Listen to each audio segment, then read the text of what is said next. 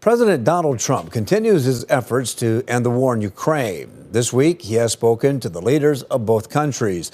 And while fears grow that he may try to appease Russian dictator Vladimir Putin, members of South Dakota's congressional delegation have been clear on how they feel about the situation. Tonight, Kettleland's Tom Hansen talks with Senator Mike Rounds and a South Dakota man living in Ukraine to get their thoughts on efforts to end the war. Brian Bonner says he can hear Russian drones flying over his apartment in Ukraine.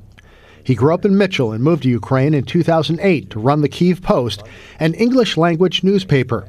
He says Ukrainians are not very optimistic that Russia wants peace. Vladimir Putin dug in, showed no interest in compromising at all.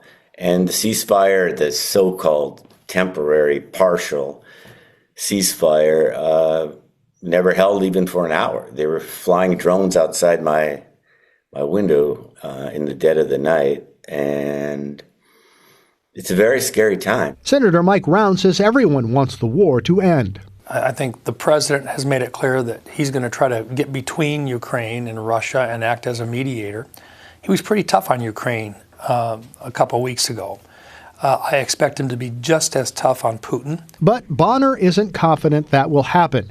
He says Ukrainians are afraid President Trump has already given in to Putin. Vladimir Putin is going to drag this out as he continues to kill Ukrainians.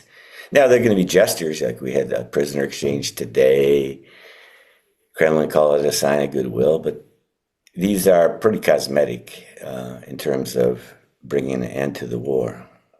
As an American, as a South Dakotan, how does this make you feel? Deep depression today, Tom. I don't see, because I don't see, and if you do, let me know, but I don't see where this is going. Senator Rounds says many in Congress feel the same way he does. Let's begin by remembering that Putin is the aggressor. They caused this war. It never would have happened. He is responsible for hundreds of thousands of deaths, millions of people being displaced. This is on Putin.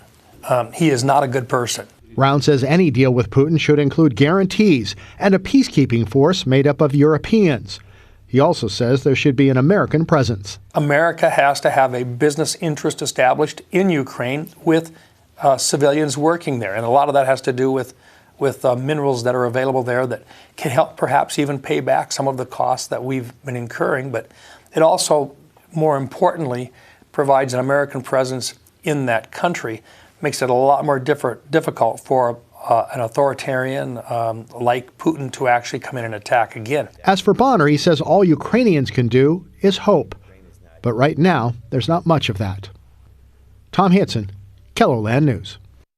Rounds says that there should be a long-term plan to arm Ukraine, so if Ukraine is attacked in the future, it can defend itself. Senator John Thune and Representative Dusty Johnson have voiced their support for Ukraine and a peaceful resolution of the invasion of that country.